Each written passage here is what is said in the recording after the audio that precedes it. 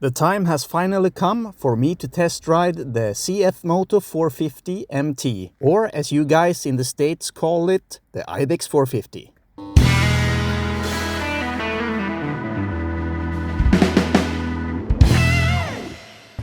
Alright, here we go. My first time on a Chinese motorcycle. This motorcycle has a 449cc parallel twin with 270-degree crank. CFMoto claims that it has 42 horsepower and 44 Newton meters of torque. The seat height is 800 millimeters, and it's absolutely perfect for my height at 173 centimeters.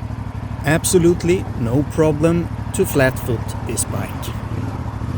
The first thing everyone noticed riding this bike is what a great sound it has. It's almost too loud if you ask me, but that's coming from a person who likes quiet motorcycles. No loud pipes saves lives, if you ask me. Well, of course it's fun with loud pipes sometimes, but not all the time. I prefer a more quiet bike, especially if you travel long distances. And that's also the reason why I never buy aftermarket exhausts. It's fun for a while, then it just annoys me. But you will most definitely love this sound. Just listen to this.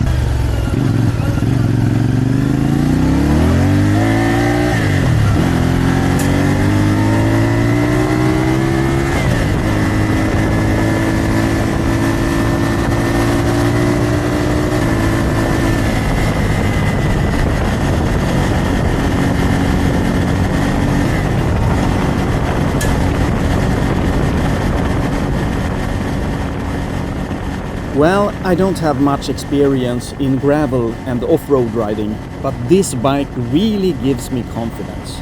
It feels very light. It almost feels like riding a mountain bike.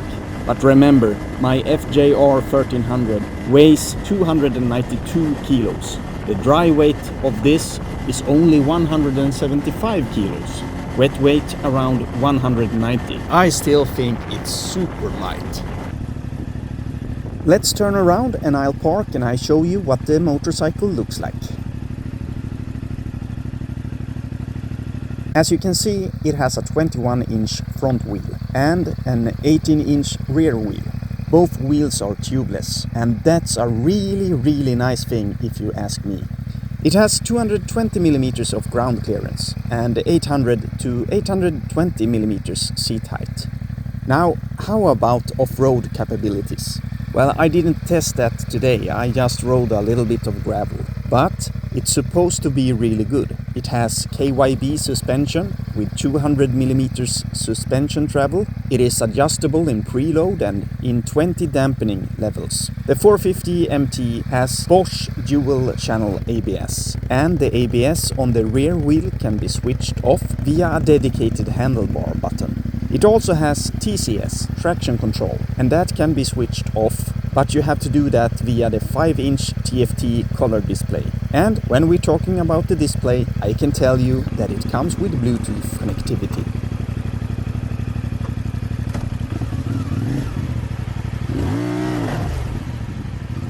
The 450 MT is a relatively simple machine.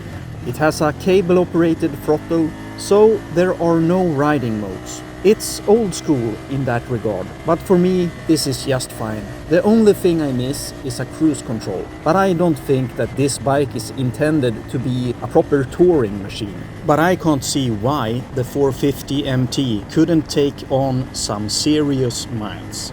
Remember, there are people who have ridden around the world on mopeds. This bike will do fine for all types of riding.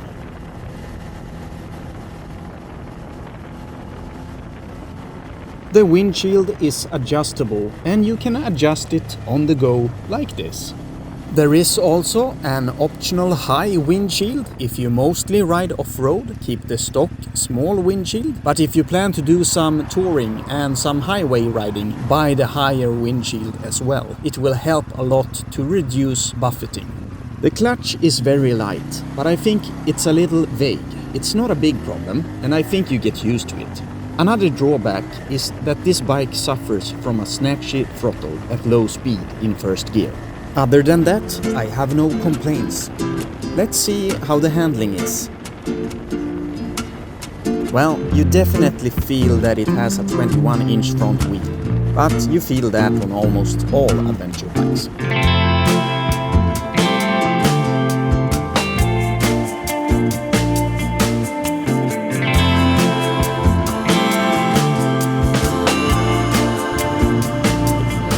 One thing I've been very curious about is how it feels at highway speeds.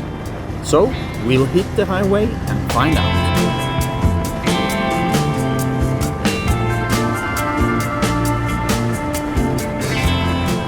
It revs approximately 6,000 RPM at 100 kilometers per hour. Let me translate that for you guys over there in the States. It's 6,000 RPM at 60 miles per hour. Let's see what it does at 120 kilometers per hour or 75 miles per hour. It looks like 7,000 RPM at that speed. I would say that highway riding is very doable on this bike. How it feels fully loaded? Well, I don't know.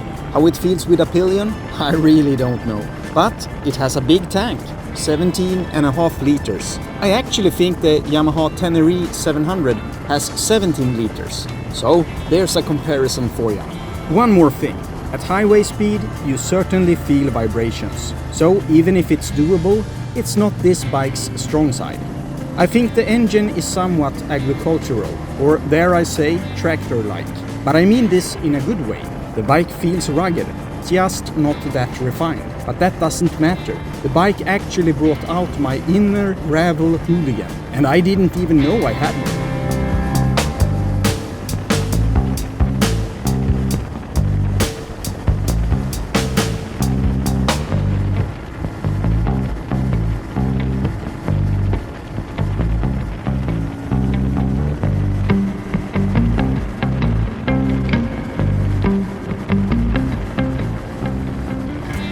This engine has a good torque curve.